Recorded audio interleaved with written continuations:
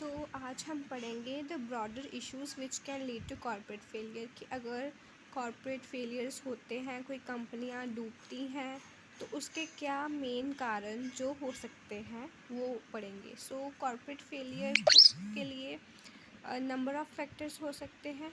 इन्होंने 4 पार्ट्स में डिवाइड करे हैं उन फैक्टर्स को। First is governance, inefficiency and इनइफेक्टिवनेस, socio culture factors, economic instability and public policy. तो पहले पढ़ेंगे governance, inefficiency and इनइफेक्टिवनेस। So governance, inefficiency and इनइफेक्टिवनेस में क्या आएगा कि कई बार जो होता है कि जो कंपनी है उसी में अच्छी चीज़ें नहीं हो रही हैं, अच्छे से काम नहीं हो रहा है, सोच समझ के काम नहीं हो रहा है, तो उसी वजह से वो कंपनियां डूब जाती हैं। जैसे फर्स्ट पॉइंट है ओवर एक्सपेंशन। कई बार कंपनियों का ध्यान होता है कि हाँ हम अपनी कंपनी को एक्सपेंड करी जाएं।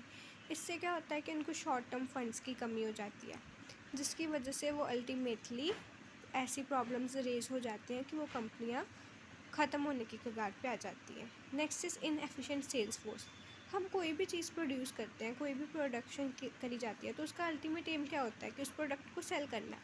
अगर हमारी सेल फोर्स इतनी कंपेटेबल नहीं है, अच्छी सेल फोर्स नहीं है, हमारे पास ज़्यादा लोग नहीं हैं हमारे पास सेल्स डिपार्टमेंट में, तो क्या होगा कि हम प्रोडक्ट को सेल नहीं कर पाएंगे, हमें प्रॉब्लम आएगी, जिससे कंपनी में कैश फ्लो की प्रॉब्लम जो है वो रेज हो जाएगी, पैसा नहीं आएगा, प्रोडक्ट सेल नहीं होगा, तो कंपनी अल्टीमेटली बंद ही हो जाएगी। नेक्स्ट है पुअर फाइनेंशियल मैनेजमेंट। कई बार कंपनियों में फाइनेंशियल मैनेजमेंट की कमी देखी जाती है, उनको नहीं पता होता कि अपने फंड्स को हम कैसे अच्छे से यूटिलाइज़ कर सकते हैं, तो उस वजह से भी कॉर्पोरेट फेलियर्स होते हैं। Next is risk evaluation approach. कई बार कंपनियां जो उनकी रिस्क मैनेजमेंट कमेटीज़ होती हैं वो अच्छे से परफॉर्म नहीं करती हैं। नए प्रोजेक्ट्स शुरू करने से पहले रिस्क को अच्छे से इवैल्यूएट नहीं किया जाता। अगर रिस्की प्रोजेक्ट्स को अडॉप्ट कर लिया जाए और बाद में वो रिस्क ही आपकी बर्बादी का कारण बन जाता है।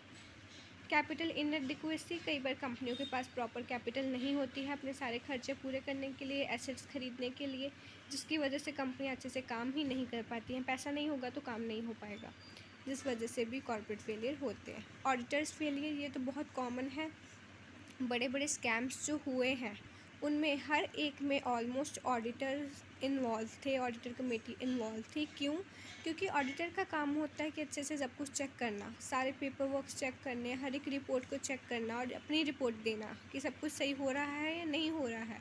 अगर वो अपने काम अच्छे से नहीं करेंगे तो अल्टीमेटली क्या पता चलेगा कि कंपनी में गड़बड़ हो रही थी लेकिन सामने ही नहीं आ पाई, तो फिर जब वो सामने आई तो तब तक वो इतनी ज़्यादा हो चुकी थी कि अब कुछ भी कंट्रोल नहीं किया जा सकता था।